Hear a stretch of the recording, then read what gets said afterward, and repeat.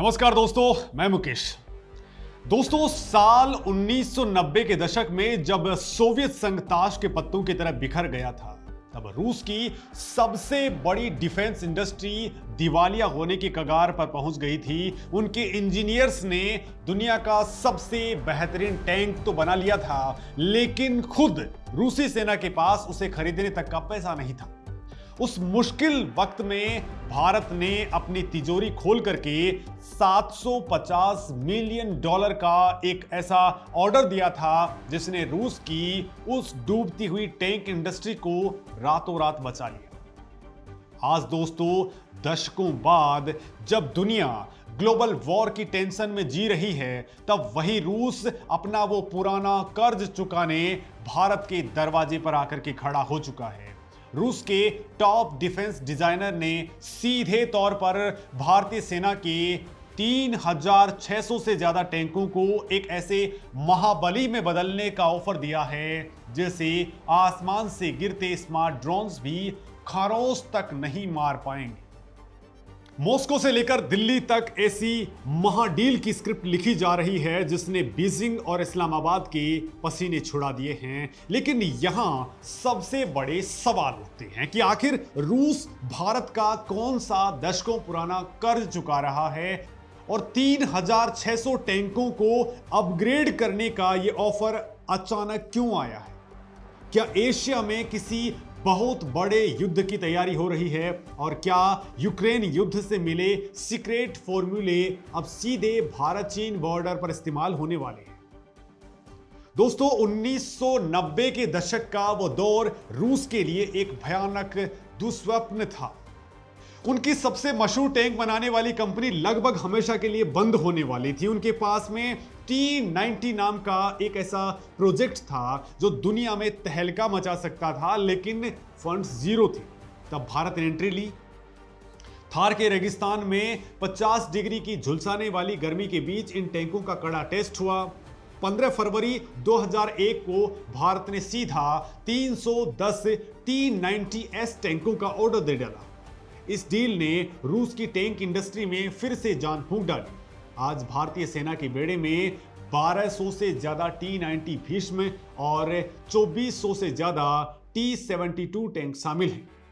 यानी कुल मिलाकर के 3600 से ज्यादा रूसी मूल के टैंक जो भारत को दुनिया की सबसे बड़ी आर्म्ड फोर्सेस बनाते हैं। चेन्नई की हैवी व्हीकल्स फैक्ट्री में हाल ही के अंदर 1000वें T-90 टैंक का स्वदेशी प्रोडक्शन भी पूरा कर लिया गया है। लेकिन अचानक दोस्तों, रूस को ऐसा क्यों लगने लगा कि भारत के इन अजय टैंकों को अब एक नए अवतार की जरूरत है। आखिर ऐसा क्या खतरा मंडरा रहा है जिसने रूस को अपनी सबसे एडवांस टेक्नोलॉजी भारत को सौंपने पर मजबूर कर दिया है। दोस्तों, पिछले कुछ सालों में यूक्रेन के मैदानों ने दुनिया के युद्ध लड़ने का तरीका हमेशा के लिए बदल करके रख दिया है। दोस्तों, हमने देखा है कि कैसे कुछ हजार रुपए के छोटे छोटे रिमोट कंट्रोल्ड ड्रोन्स ने करोड़ों रुपए के भारी भरकम टैंकों को लोहे के कबाड़ में बदल दिया। ऊपर से गिरते बम्बों और गाइडेड मिसाइलों ने दुनिया की बड़ी बड़ी सेनाओं को सोचने पर मजबूर कर दिया है कि क्या अब टैंकों का जमाना खत्म हो गया है। रूस ने दोस्तों इस जंग में बहुत भारी कीमत चुकाई है, लेकिन उन्होंने जो सबक सीखे हैं, जो डेटा कलेक्ट किए हैं, वो दुनिया में किसी के पास भी नहीं है। और यही सबसे बड़ा सीक्रेट अब सीधे भारत के साथ शेयर किया जा रहा है। रूस के यूराल डिजाइन ब्यूरो के चीफ डिजाइनर आंद्रे तेरलिकोव ने क्लियर कहा है कि वो भारत के टैंकों को ऐसा अभेद्य किला बनाना चाहते हैं जो आज के समय में स्मार्ट ड्रोन्स हमलों के बीच भी सीना तान करके खड़े रहे। लेकिन सवाल यह है कि आखिर रूस भारत के इन पुराने टैंकों को हवा से होने वाले हमलों से कैसे बचा पाएगा। कि क्या कोई ऐसी तकनीक है जो ड्रोन को टैंकों तक पहुंचने ही ना दे। दोस्तों, इस मामले में समझते हैं कि आखिर रूस का ये मेगा ऑफर क्या है और इसे जमीन पर कैसे उतारा जाएगा। इसे 3 बेहद आसान लेकिन खतरनाक हिस्सों के रूप में बांट करके देखते हैं। तो पहला जो प्रस्ताव है वो है भारतीय सेना के पुराने T-72 और अभी के T-90 भीष्म टैंकों के लिए। रूस इनमें नेक्स्ट जनरेशन का प्रोटेक्शन सिस्टम लगाने वाला है। इसे आप एक अदृश्य शील्ड यानी एक्टिव प्रोटेक्शन सिस्टम एपीएस समझ सकते हैं। जैसे ही दुश्मन की कोई मिसाइल या सुसाइडल ड्रोन टैंक की तरफ बढ़ेगा, टैंक में लगा रडार उसे हवा में ही पकड़ लेगा और टैंक से अपने आप एक छोटी काउंटर अटैक होगी जो उस ड्रोन को हवा में ही भस्म कर देगी। दूसरा जो बड़ा चेंज इसमें किया जाएगा वो है इनके फायर कंट्रोल सिस्टम, जो इतना सटीक होगा कि टैंक फुल स्पीड में चलते हुए भी दुश्मन के ठिकानों पर अचूक निशाना लगा सकेंगे। अगर भारत के 3600 टैंक इस नेक्स्ट जनरेशन तकनीक से लैस हो जाएंगे तो यकीन मान लीजिए कि पाकिस्तान के पास मौजूद कोई भी टैंक उसके सामने चंद मिनट भी नहीं टिक पाएगा। लेकिन दोस्तों, असली चुनौती पाकिस्तान नहीं है। भारत को यह तकनीक एक बहुत बड़े दुश्मन को ध्यान में रख करके की जा रही है। तो आखिर वो दुश्मन कौन है और रूस उसे क्यों रोकना चाहता है?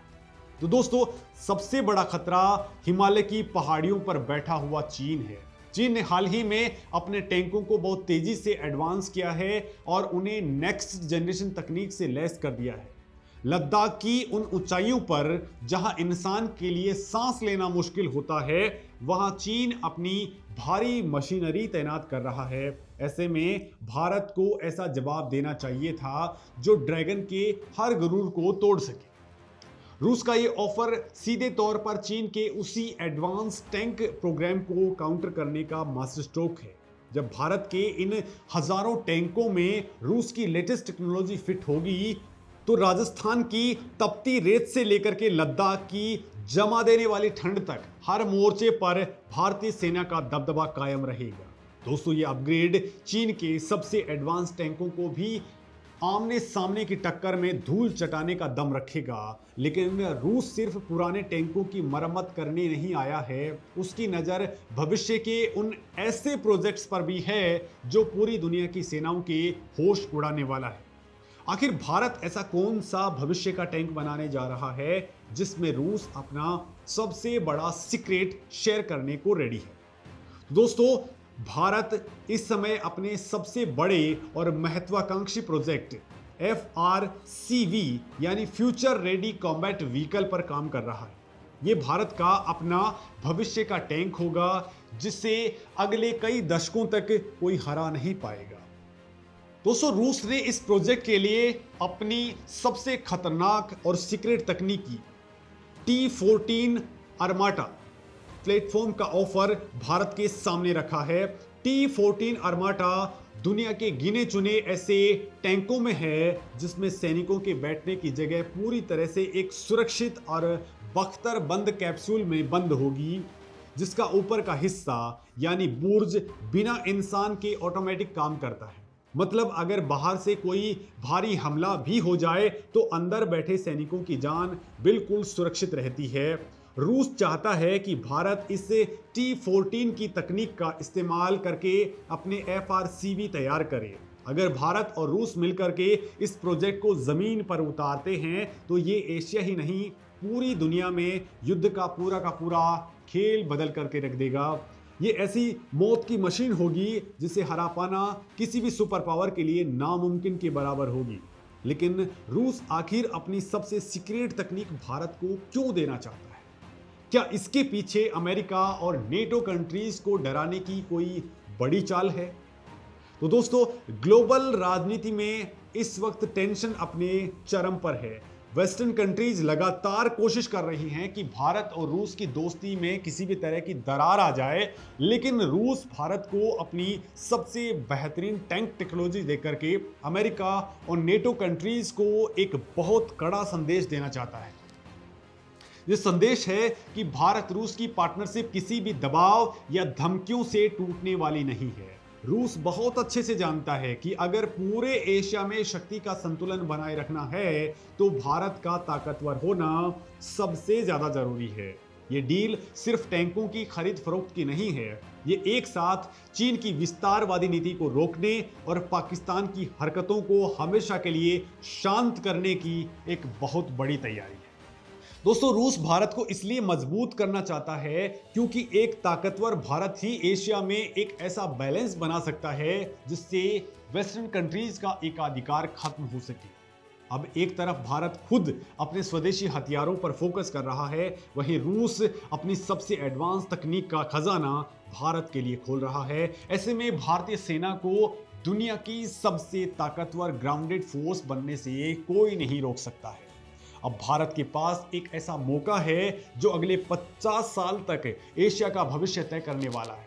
दोस्तों, अगर ये 3600 टैंक पूरी तरह से एडवांस हो गए और अगर FRCB प्रोजेक्ट में रूसी T-14 की बेहतरीन बेजोड़ तकनीक जुड़ गई तो वो दिन दूर नहीं जब भारतीय सेना के सामने टिकने की हिम्मत कोई भी मुल्क कर पाएगा।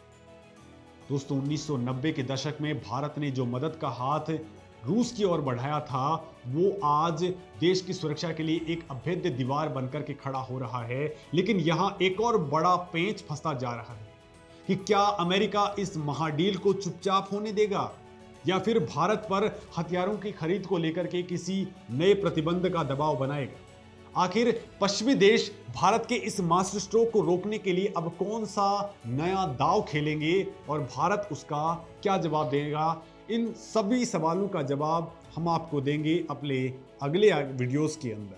तब तक आप कमेंट करके बताइए कि क्या भारत को रूस के साथ मिलकर के T-14 आर्माटा टेक्नोलॉजी पर काम करना चाहिए या पूरी तरह से अपने ही दम पर अपने स्वदेशी टैंक बनाने चाहिए।